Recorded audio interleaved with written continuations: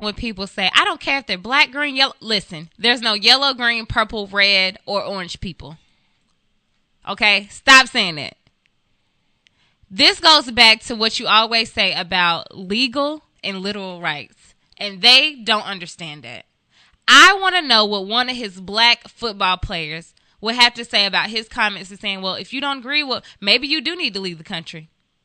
If you don't like this country because of what's being done to you, maybe you do need to leave. Maybe you need to get out. What would your black football players have to say about your black male football players who could easily, the whole reason why we have this protest and the issues about what's going on now, what would they have to say about it? Because I think, like I say all the time, people have a different perspective from looking outside of a situation and them being in the situation themselves.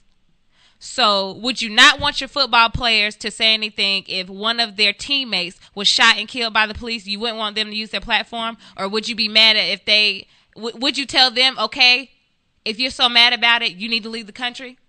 I feel like if this hit you personally, what would your perspective change? If he was my coach, I would personally want to have the conversation. And I think a lot of the things in this world, not everything that's so bad and this world's falling apart, it is. Some of these people need to move to another country. What? I need to do what? Some of them need to move to another country. And go where? And do what? Why? I think a lot of things in this world are only a dream for Martin Luther King. Yeah, and the dream hasn't happened. Not a one-term, but a two-term African-American president. Wait a minute. So because y'all gave me this? Wait a minute. Y'all didn't give me this. This is a terrible country. That was a dream for Martin Luther King. That's what it is. I got interracial marriages. Hell, I go to church. It's an interracial church. So you go to church with black people. Those are only dreams for Martin Luther King. Okay, all right. Black head coaches.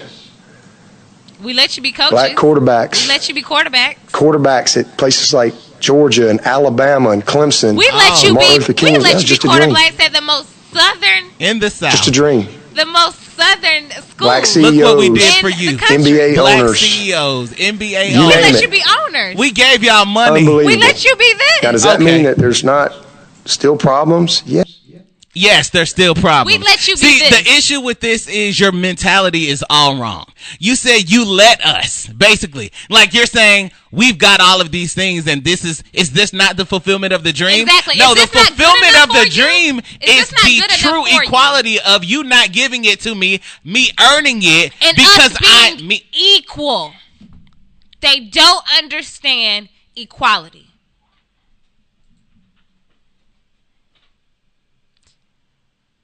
I think in his mind, he thinks that we're equal. Well, listen. What else do y'all want? Wait a minute. It's just like Donald Trump saying, what else do you have to lose? What do y'all have to lose? Like, look, we gave y'all a two-term. First of all, you didn't give us anything. Y'all, white people are under the impression that because black people actually voted for the first time, we elected a black president. It wasn't black people that only elected Barack Obama. Right. It wasn't just the black vote that did that. It wasn't just the Latino vote, and it wasn't just the white vote. The country is no longer white only. This is not whites only, and some of y'all want to go back to where it was. You want to go back to what it used to be. You want to go back to the good old days, and you want to make America great again. And what you tell me when you tell me, well, not a one, but a two-term. Not a one. Not one. Look, we didn't do it once.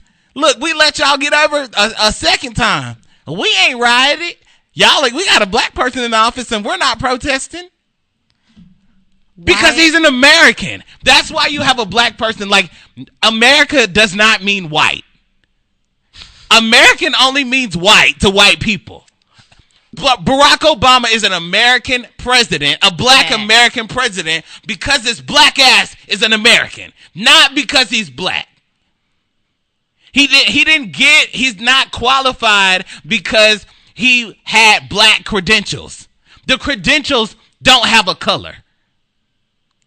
But we also gave y'all black coaches, not black quarterbacks. Black Georgia. These black and these white countries. He might as well have said, we gave y'all Atlanta. Look, whites only pass. The problem is that there's not an understanding that there was something wrong with what he said. There's not only something wrong with what he said, there's something wrong with the way that he said it. I take further issue with it because you brought Jesus into it. As if your justification is not only is White right, but Jesus' view is the same as mine. And I'm loving y'all because I gave y'all this. If that's not what you meant, you should issue a clarification. Because you not only took this time to give your stance after saying that y'all don't even play the national anthem. That's the first thing he said. We don't even do it, but this is what I believe. So, me internalizing your belief, this is where I am. You think there's a way for me to do it, but I'm not doing it the right way. You think I can have the belief, but you're going to tell me what the belief should be. You think I should have a problem, and you're also going to tell me how to fix the problems. You're also going to show me what this Bible says that I should do. The way to deal with being oppressed. Somebody should. I think that's what they want to. They want to write a book about that. And I look like your oppressor. Black people. I'm not the one doing it. I look like your oppressor. That's what they want. But I want to also tell write you a book. The best way to deal with me. And that would be wonderful. I think they want to write a book and issue it to all of us. For the free? Black Guide to deal with oppression. Black Guide to deal with oppression. Or white America's method for you to deal with being oppressed. Yeah. Wonderful. Great. That's what it is. That's what they want. That sums it up. That's my conversation I would be with very this coach. Interested to know what one of his, if any of his players, what they would have to say about it. Let me tell you what the problem. This is the last problem I'm going to address because we have to move on. The problem is that for so long we have sought the approval of white people.